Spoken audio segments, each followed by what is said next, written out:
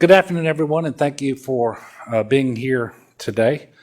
I do want to just very quickly go back 1 year from today, January the 6th of 2021, the day that we will always remember that attack on the United States Capitol as Congress was engaged in its constitutional obligation of certifying the election. And we can all work and hope and pray that sort of thing never happens in our country again. I think we can all agree on that. And I also know that day was fueled by an awful lot of misinformation that also fuels people with misconceptions and so forth about the pandemic. And I remember on January the 6th last year, I watched what was happening and it came in to do a press conference to give a COVID update, and certainly that's what we're going to do today. I'm just going to encourage people to get their information from good, reliable sources and to make sure that we base our decisions on science. I do hope everyone had a wonderful Christmas and New Year's. I can tell you we start 2022 in a very challenging place with respect to COVID. I suspect just about everybody in the state now either has just had COVID, has it today, or knows somebody who does. There has never been more of the disease in our state. Transmission has never been higher.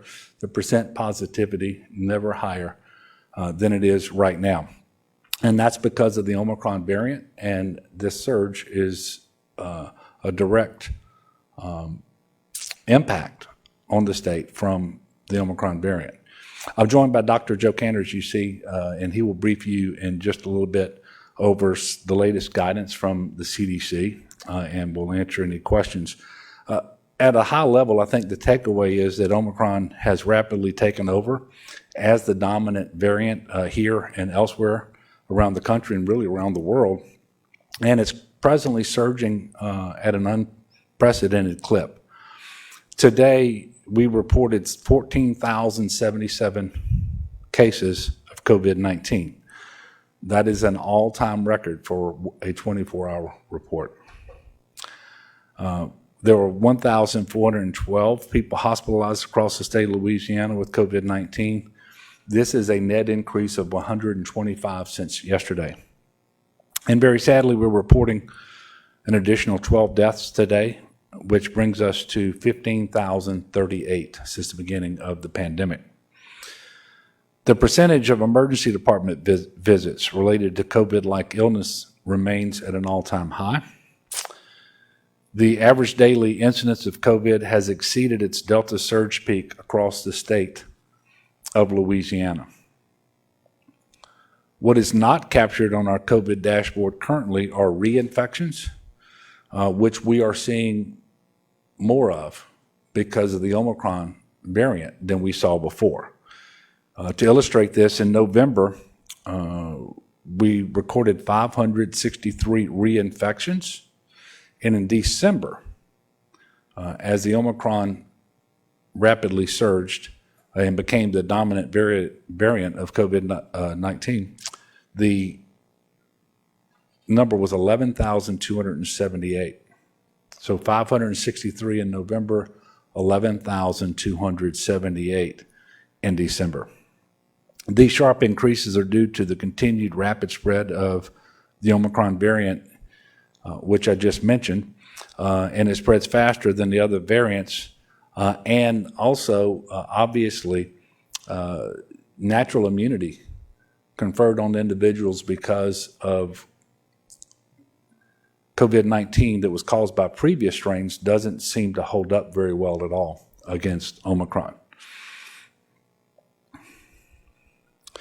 The Department of Health estimates that the proportion of Omicron cases in our cases today, as of January the 1st, was 90.2%. And that was up from previous reports. And certainly today, it is higher than that. And in fact, the CDC estimates the proportion of Omicron in the region, and the region includes Arkansas, Louisiana, New Mexico, Oklahoma, and Texas, is 98.2%. So for all practical purposes, virtually 100% of the COVID in Louisiana today is due to the Omicron variant. And with its increased transmissibility, we know that we were expecting to see a higher percent positivity. We are seeing that. As of December the 29th, the 7-day cumulative statewide percent positivity was 27.1%. The previous 7-day period had our percent positivity at 10.7%, almost tripled in 1 week. So it is more transmissible than anything we've seen before. And I know that there are estimates out there, but it seems like most of them say it's about 3 times more transmissible than Delta was. That certainly is borne out in these numbers. Omicron is surging across the country. On Monday, the United States reported a single-day number of daily COVID cases with more than 1 million new infections. And when you look at 14,000 today in Louisiana on Monday, it was more than 1 million for the country. And you understand that the best estimates are that for every reported case, there are 2 to 3 cases that are unreported because people are testing positive at home, and that testing information is not being reflected in any of the numbers that are being captured out there, or people are so mildly infected or maybe asymptomatic that they're just not testing at all, which is why I started off the press conference saying that there's a very good chance that just about everybody that I'm speaking to today has COVID, just got over it, or knows somebody with COVID today. In response to this Omicron surge and after reviewing the latest data on COVID and the vaccines, the CDC has updated some of their guidance in the last couple of weeks. Dr. Cantor's going to go through some of that with us. And you're going to hear from Dr. Cantor that certainly we need to all be paying attention. Again, not panicked, but showing due concern and prudence as it relates to this disease. And the high level of transmission that's taking place right now, and that gatherings with people outside of your household, indoors, unmasked, especially if you are not vaccinated or if you're not boosted and so forth, really is not something that you should be entertaining, especially if you're one of the individuals out there who are more vulnerable to the disease by virtue of your age or an underlying comorbid health condition. There is some good news, and it's always relative, right? But the truth is, Omicron is less virulent than previous forms of COVID-19, and that's helpful because while the transmission is an all-time high, fewer people who are getting it are going to have a serious illness from it. Fewer people are going to need medical attention and be admitted into the hospital, need oxygen therapy, for example, or their stay in the hospital will be shorter and all those sorts of things. The challenge with, and that is good news, because if that were not the case and we had a variant of the virus that was spreading like this one, we would be in much, much worse shape here and around the country and around the world. But it is simple math. Even if it is less violent, and it is, if many more people on an order of magnitude like we're seeing are actually being infected, then you're still putting tremendous demands on your healthcare delivery system. I just told you more than 1,400 individuals are hospitalized across our state today. That is a little less than half of the peak with respect to Delta, where we got to 3,022. But we have an awful lot of nurses, doctors, respiratory therapists, EMTs, paramedics, you name it, who are not at work today because they too have COVID because of Omicron. And so it's a function of both the census and the staffing that really create the challenges. And the challenges don't just impact patients who show up at the hospital because of COVID.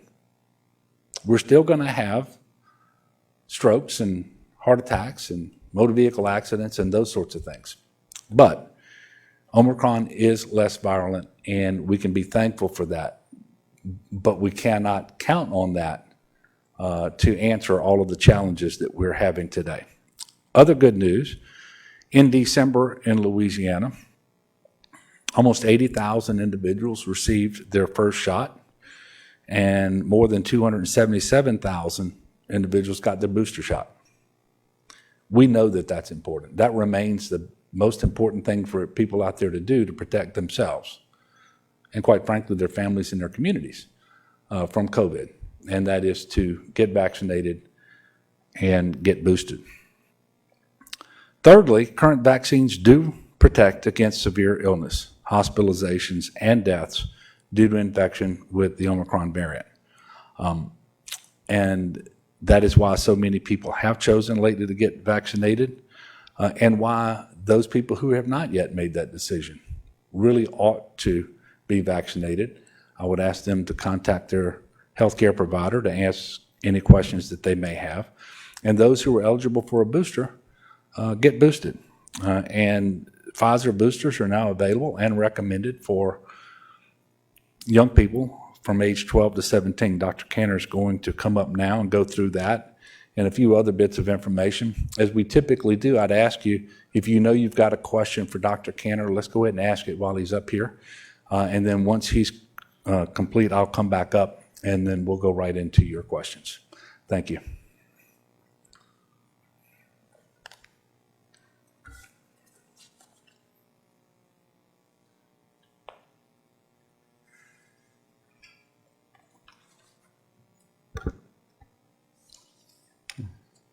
Thank you, Governor. Good afternoon.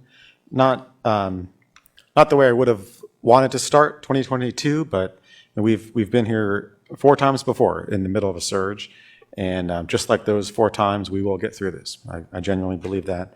I'm going to walk through some of the latest data, talk a little bit about what the CDC announced in terms of guidance and recommendations, and then talk a little bit about the path forward here. So if you could back up one slide, if you don't mind, Jolie. The day-on-day case counts are really staggering right now. And as the governor mentioned, we just have not ever had as much COVID circulating in the state as there is right now. And I say that in full recognition that we have said that before as well. But the daily case counts that we're seeing now just completely dwarf the case counts that we've seen prior. Today, we announced over 14,000 new cases of COVID, new people who were identified as COVID positive. That's the largest single day case count that we have ever reported, and we've not yet seen any sign at all that it's slowing. If you look at this graph, this is new cases identified each day, smoothed out over a 7-day average. You can see that we're ahead of any point in the past, even the Delta surge a few months back, which was the largest one that we had to date. It fits with what is being seen nationally. This Omicron variant has just taken the country by storm very, very quickly. And again, we've not yet seen any sign that it's slowing. It continues to go up at a very, very sharp pace. We, this week, are at a rate of over 1,000 cases of COVID per 100,000 residents per week in Louisiana. To put that 1,000 number, it's actually 1,030. To put that in context, when the CDC categorizes community transmission risk, they use a 4-point scale, 1 to 4s, and 4s being the highest risk. If an area, a state, or a parish has over 100 cases of COVID per 100,000 residents per week, that's enough to put them in the highest risk category. We have 10 times that right now. A lot of other states do. Just making the point, I've never had this much COVID being diagnosed and spread on any given day in Louisiana. Go to the next slide, please. Go through, this is a slide that we look at quite frequently, and I want to look through the various data points here. On the top left, you'll see a graph on COVID-like illness. This is a graph of how many people are going into emergency departments throughout the state with symptoms that could be COVID, fever, cough, those sorts of symptoms. We're at about 16.7%. That means 16 or 17% of everyone in an ER or a waiting room right now are there because of symptoms suggestive of COVID. It's about where we were at the peak of the Delta surge. It's a very, very high number. The top right, you'll see that same incidence graph I just showed you a second ago, highest that it's ever been, and really no sign that it's rounding a corner or slowing at all yet. On the bottom left, you'll see a combined graph where the orange line is testing volume. How many tests are we doing across the state? And then the bars below that are percent positivity. Right now, we're testing at about 358 tests per 10,000 residents per week. That's a high number, but if you look at that graph, we've been higher in the past. So I think there's a lot of testing happening. I think there'll be more testing as it continues to spread, but we actually have done more tests than the past. So I don't want anyone to think that we're just seeing this many new cases because there's a lot of tests. There are a lot of tests being done, but we've actually had a higher testing volume at a couple points in the past. The percent positivity, those bars on the bottom, is really troubling. We more than doubled this past week from 10.7% of all tests being conducted coming back positive to 27.1%. That's the highest number that we had ever since the first surge back in March of 2020. And the difference is back then we had no tests. So it artificially inflated the percent positivity. What the governor said, it rings very true. I mean, everyone knows someone who's positive or is getting over an infection themselves. It was really, really prevalent right now. The bottom right is the graph that we really pay the closest attention to, and this is what's going on in our hospitals. So today, 1,412 COVID positive patients are in our hospitals. 76% of them are not vaccinated. That number is relatively consistent with what we've seen in the past. And 60 of them are on mechanical ventilators. This speaks to the small silver lining that the governor mentioned. That's a lower percentage than we have seen in previous surges. In prior surges and in the past Delta surge, on any given day, somewhere between 15 and 20% of the COVID positive inpatients in hospitals were sick enough to be on ventilators. That number is lower now. Now it's been between 4 and 5%. And it speaks to exactly what the governor mentioned. All data points so far indicate that, thankfully, Omicron is less virulent, meaning on average, it makes people less sick. If you get it, on average, you're going to be less sick than if you got Delta or one of the prior variants. There's a couple of big caveats to that. Number one, these are averages. So it's still possible to get very sick with Omicron, and we see it a lot. So it doesn't mean that you're guaranteed to have mild as opposed to severe illness. And the other big caveat, as the governor mentioned, is when you factor this in the context of many more people getting infected in the first place, those numbers add up quickly. So we have a variant that's marginally less virulent, meaning on average, it's making people a little bit less sicker. On the other hand, you have many more people getting it. So that's why the hospitals are still very busy, because you add those numbers up, they still end up being very large numbers.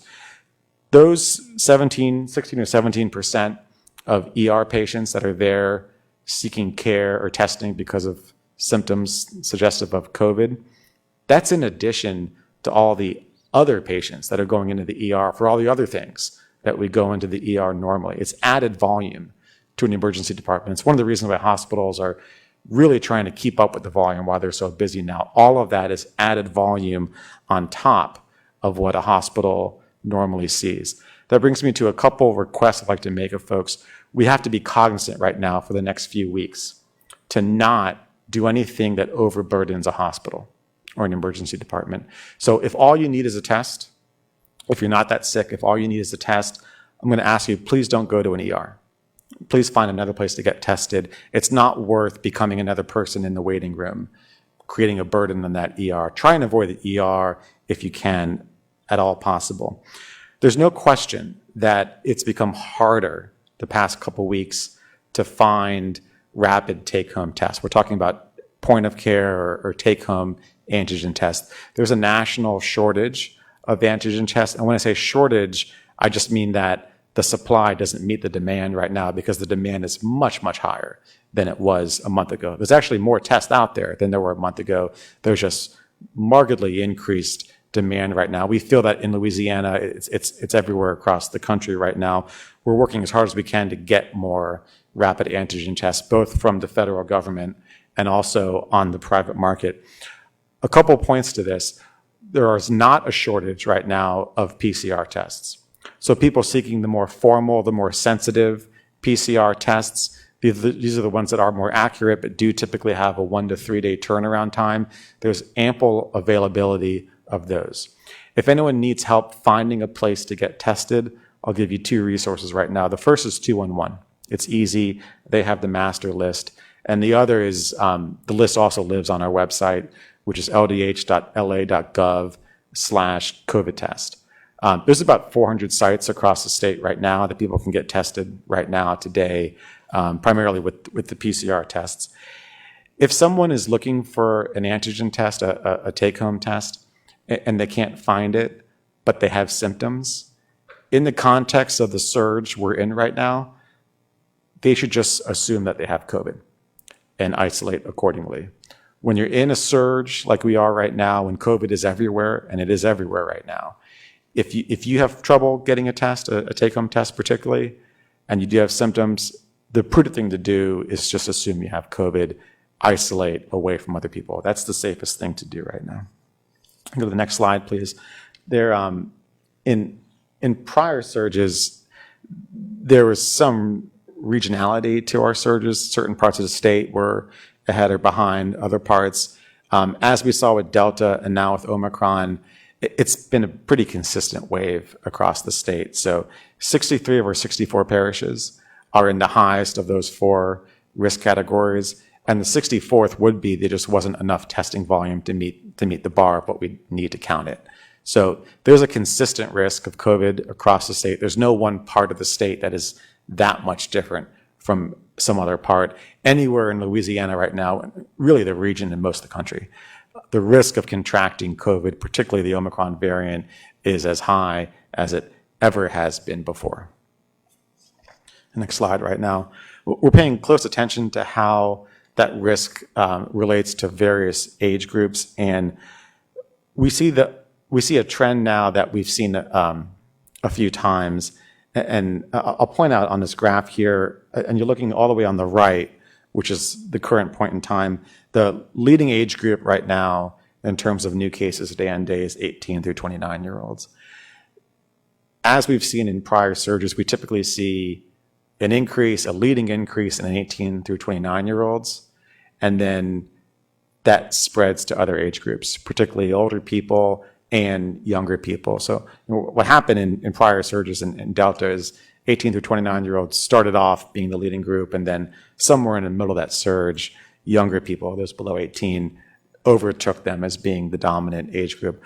I would expect that's what we see here. 18 through 29-year-old is leading right now. Schools, K through 12, are coming back into session now. I think we should expect to see that shift again in the coming weeks as lower than 18-year-olds overtake that. Some of the myths that have been talked about priorly in COVID that we know now not to be true are that younger individuals very much get COVID. They can get sick. On average, they don't get as sick as older people, but they certainly can, and they certainly can spread it to other people, namely their parents and grandparents. So we do need to be careful about this as we go forward over the next couple of weeks. Next slide, please. I want to quickly note how impressive this increase in hospitalizations has been. 3 weeks ago, we had about 200 patients with COVID in the hospital, and today we have over 1,400. So it's increased by almost a factor of 7 in just 3 weeks. That really is a remarkable spread. And please be understanding if you do need to go to a hospital, avoid hospital care if you don't need it, avoid the ER if you can get your service some other place. The hospitals are very busy for that reason right now. In the few weeks experience with Omicron, we've learned a lot about it. And I'll review now the main points that we know about Omicron. There's no question that it's more transmissible, probably 2, 3, or 4 times more transmissible than the prior strands of COVID. And you see that in these very high case counts. Very easy to contract Omicron from someone else. It's by far the dominant strand, both in Louisiana, where it's at least 90%, if not more, of our new cases, our region, as the governor mentioned, where it's about 98% of new cases, and nationwide, where it's about 95% of new cases. So for someone who were to get COVID tomorrow, odds are extremely, extremely likely that is going to be Omicron. It is across all 50 states in the country. It's completely widespread. It does appear to be less virulent. Again, that's an average. It's not a guarantee. You're not guaranteed to have only mild illness if you get Omicron, but on average, thankfully, the patients we're seeing are less sick on average than those with Delta, and that's welcome news. Quite frankly, if Omicron was as virulent as Delta was, we would be in a much more dire situation than we are right now. It remains true that people who are unvaccinated are at the greatest risk, both for contracting the virus and for suffering severe outcomes, for getting very sick, for needing mechanical ventilation, and for dying from the virus. It also remains true that the best available protection right now is to get boosted, to get vaccinated, and if you are eligible, to get boosted. 21, 22 months into this pandemic, we have more tools at our disposal and more knowledge about how this virus spreads. It clearly is airborne. And if you remember, in the first month or two of the pandemic, there was an active debate about whether it was airborne or not. Hearing that, I do want to spend a second to talk about masks, because we haven't talked about masks in a little bit. And with Omicron, with how transmissible it is, I think it's a little bit more important to talk about these issues. If you're going to be around other people that are not in your household unit right now, you are much more protected, and they're much more protected if people are masked. The more layers of fabric a mask has, the better protection it generally confers. In a broad sense, there's really two reasons why we wear masks with COVID, why it's important. One is to protect those around you from your own respiratory spread. And the other is to protect you, the wearer. To talk about that first part, we talk about a respiratory plume. This is, when I'm talking right now, there's a respiratory plume going out. That's normal. When I wear a mask, any type of mask, cloth mask, any type of mask, that greatly limits my respiratory plume, makes it safer for everyone else around. Cloth masks still perform well in protecting everyone else around you. What cloth masks don't do as well as other masks is provide strong protection for the person who's wearing them. And to provide strong protection for the person who's wearing them, you really get much more benefit from an N95 or a KN95. I'll tell you personally, I thankfully have not gotten COVID during this surge. If I have any choice in the matter, I would like not to. And so I've changed the mask that I wear in public, and I wear a KN95 right now. Particularly because I want the added protection for myself. And what has changed between now and the first month or two of the pandemic is it's much easier to get these. Very easy to get them online. That's where I got mine. And the KN95s are pretty easy to wear. They're generally more comfortable than a regular N95 is, and they give a lot of protection to those who are wearing them. So for people that want the most protection for them, at this point I would recommend getting a KN95 or an N95. And again, they're pretty easy to get online right now. The supply is very good of them. Lastly, I want to cover some new CDC guidance and recommendations that came down the past week. First, for those individuals who received the Pfizer vaccine, the recommended interval between the initial first 2 doses and getting a booster dose was shortened from 6 months to 5 months. So if you've had Pfizer, if you're 5 months out from finishing that primary 2-dose series, you're now recommended to get a booster dose. And the booster dose is so very important with Omicron. Also, as of this morning, everyone aged 12 years and up is now recommended by the CDC to get boosted if eligible. There are two reasons for this. Number one, booster doses have shown to be safe. And number two, booster doses greatly increase your protection with the Omicron variant. Anyone 12 and up now is recommended, but which is a strong term that the CDC uses, recommended to get boosted if eligible. And then the third piece of recommendations are for people 5 to 11 years of age, if they are moderately or severely immunosuppressed.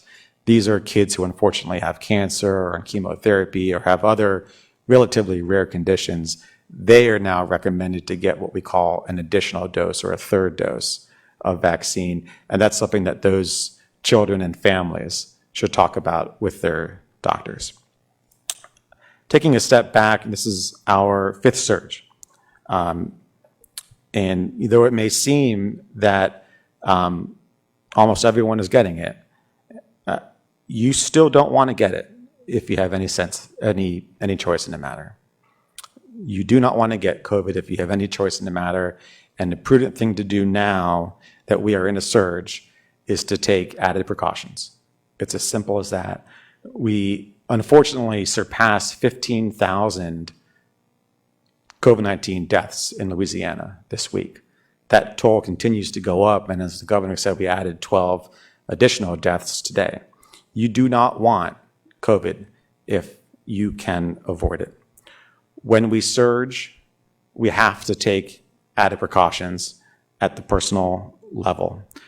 Now is not the best time to be gathering if it's reasonable to avoid it. If you do gather, it's more important than ever to take precautions like masking and distancing. This is not forever. We're just talking about a few weeks. This surge came on very quickly. The hope and expectation is that it will subside very quickly. We haven't hit that peak yet, but we're hoping it comes soon. So we're not talking about delaying things forever, but right now, while we're in a surge of this magnitude, please take added precautions to protect yourself and to protect your families. I'll tell you, I had the opportunity over the holidays to reflect on things that I am thankful for and grateful, and also what I anticipate will be challenges in the coming year. I'll tell you, I am grateful as it relates to COVID that we have more tools, many more tools at our disposal than we did this time last year. We have more therapeutics, even though 2 of our monoclonal antibodies don't work that well against Omicron. We have one that does. We have new oral medicines becoming available that are effective. We have a new indication for the medicine remdesivir. We have plenty of vaccines that still remain efficacious against Omicron. I'm thankful for all of those. I'm thankful for the better understanding of the virus that we have, and I'm certainly thankful for Governor Edwards' strong and sensible leadership throughout this. There's no question that the next couple of weeks are going to be challenging for us. We've been here 4 times before. We got through it then, and we'll get through it this time as well. I'm happy to answer any questions if there are any. Blake? If the Department of Health has any modeling to show when you think the peak might occur, or if you're hearing from hospitals about when they think the peak might occur? Nothing that I would put much stock in, to be honest with you. And we saw the same thing with Delta.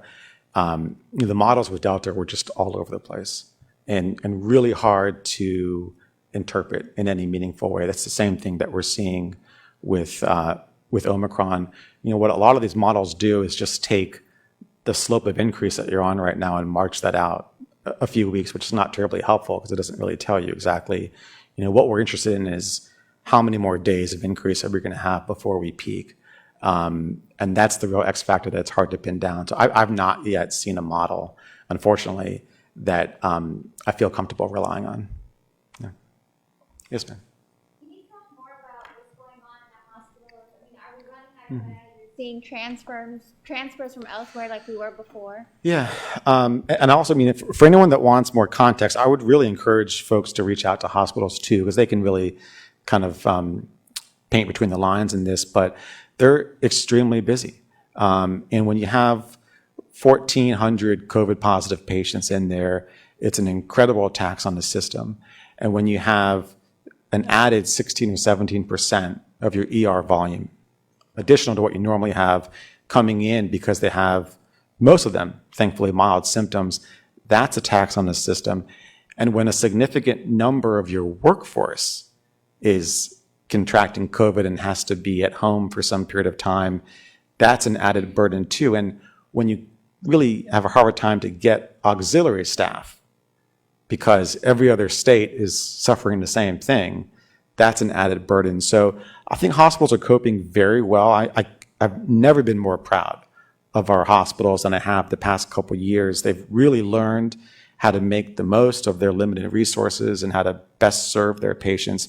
They're doing that right now. Their staffs are working incredibly hard with minimal downtime to serve their patients, but they're stretched very, very thin. Not as bad, perhaps, as a couple prior points in this pandemic, but again, we haven't peaked yet, and that's the concern. Yes, sir.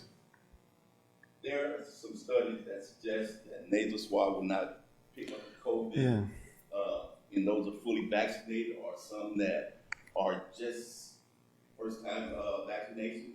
What are your thoughts on the difference between the nasal and the throat swab? Are there any difference? And also with the home test, are people doing home tests with the throat?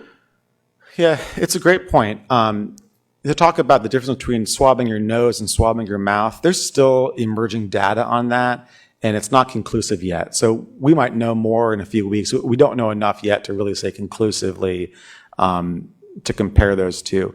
With the nose, I mean, one point to make, because there's so many home tests being done, the accuracy of your test is related to the quality of your swab. And it's not comfortable to get your nose swabbed, but if you just put it up there, a fraction of an inch, you're not going to get enough sample on there to get an accurate test. It is true that the nasal swabs that we do ourselves are not as accurate as what we call nasal pharyngeal swabs. And these are, people will remember earlier in the pandemic, and still if you go to many hospitals and they swab you, they'll do the very long swab that goes all the way back and is very uncomfortable.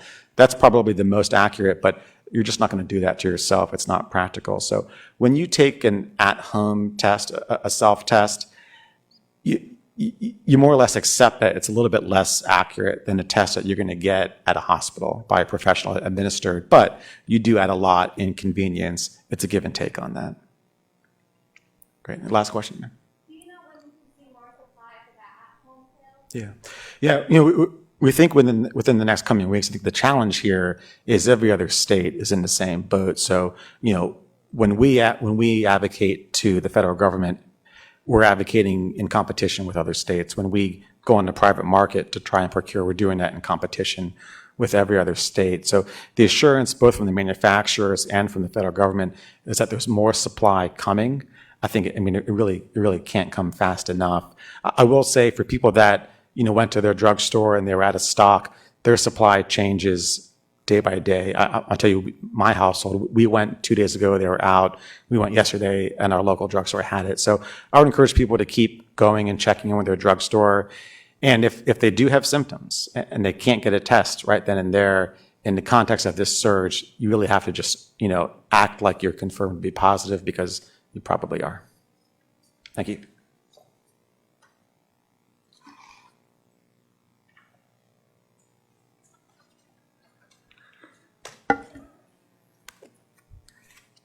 Thank you, Dr. Kenner. And we're going to have a press conference we anticipate next week, probably a week from today. We'll let you know, because we're obviously in a surge and there's going to be something newsworthy next Thursday. I hope and pray we will come out here and say we've seen the first evidence that we've started to level off. We're not seeing that evidence today. And, it gets back to the question about the modeling. There really isn't good modeling out there right now that gives us any assurance that we're soon to approach the peak, although that is our hope. And there is some evidence from other countries that are weeks ahead of us as to how long the surge lasted in those countries that was caused by Omicron.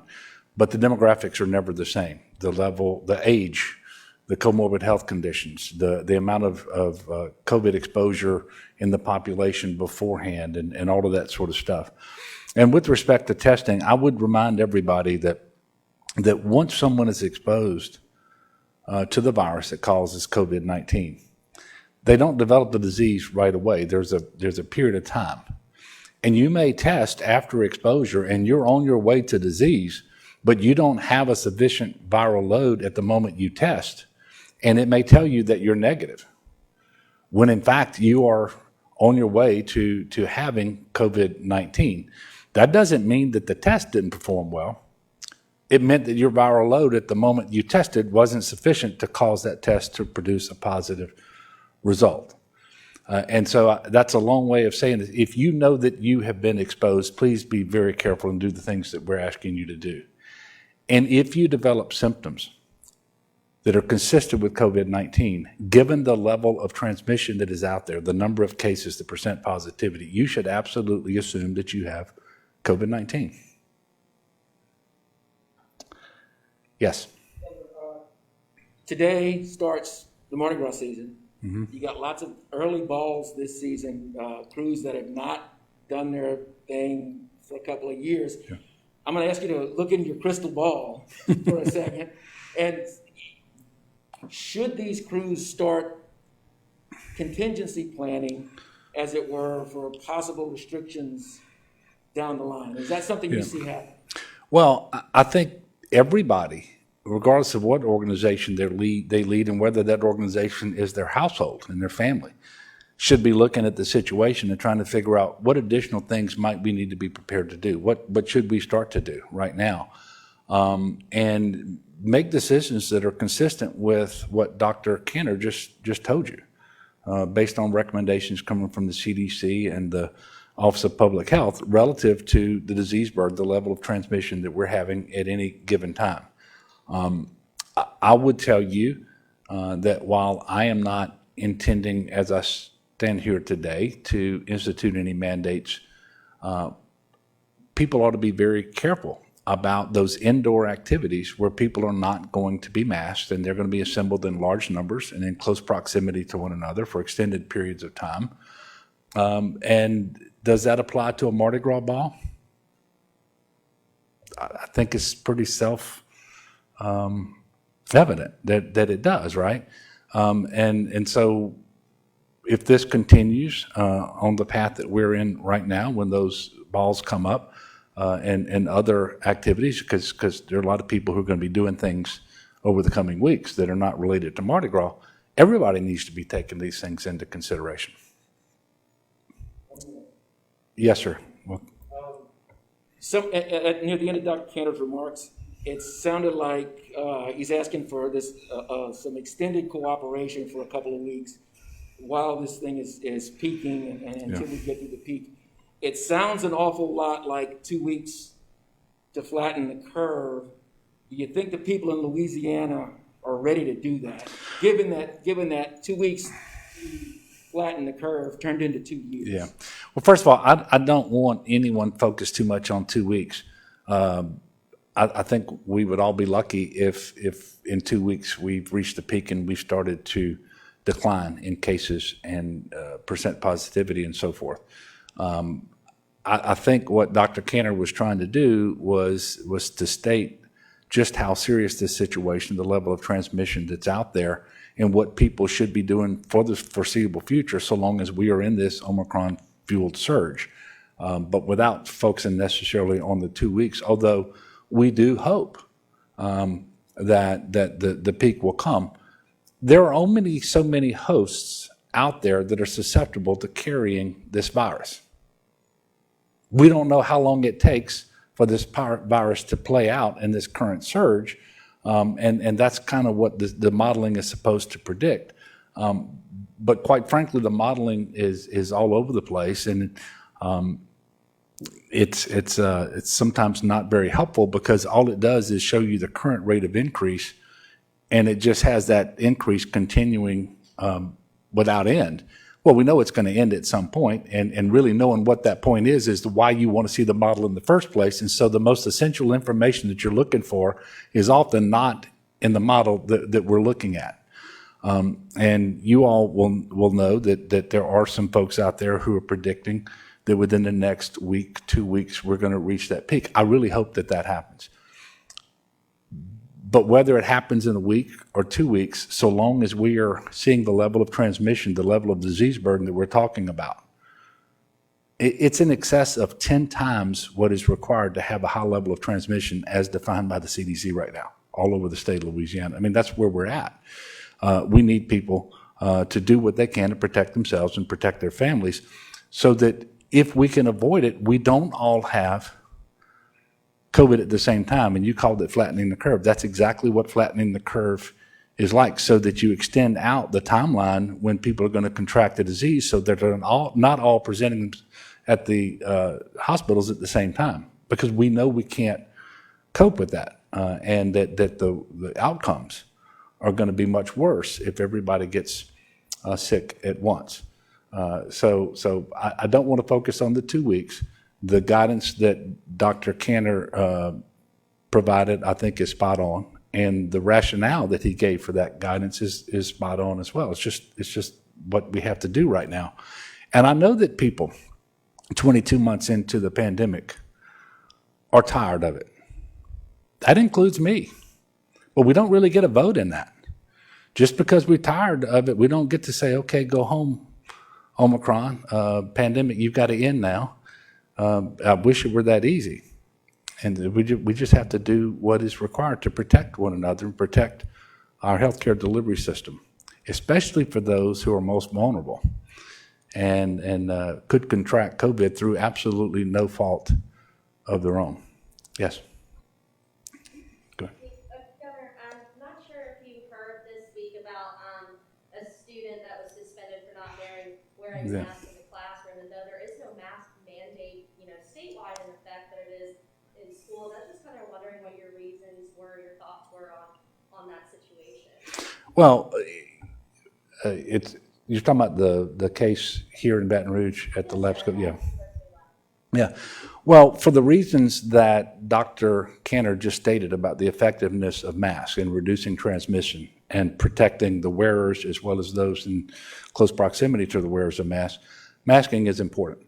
Masking is important in schools, especially after holidays, but really anytime, because you have people coming from all over the community into close proximity to one another for several hours a day. We know that the vaccination rates within the schools are among the lowest in the state because of the age groups that we're talking about. And so for those reasons, masking is important in our schools, which is why the current recommendations from the Department of Health are that schools, for the remainder of this surge at least, have in place a mask mandate. So we support the mask mandate. In terms of what happened with a particular student, I'm not going to look into that. I don't know, but I would suspect that those questions ought to be addressed to the school or to the LSU system. I can only tell you the mask mandate makes sense, especially in that environment where you're going to have those young people who have the lowest vaccination rates in the state, who have to be in that class.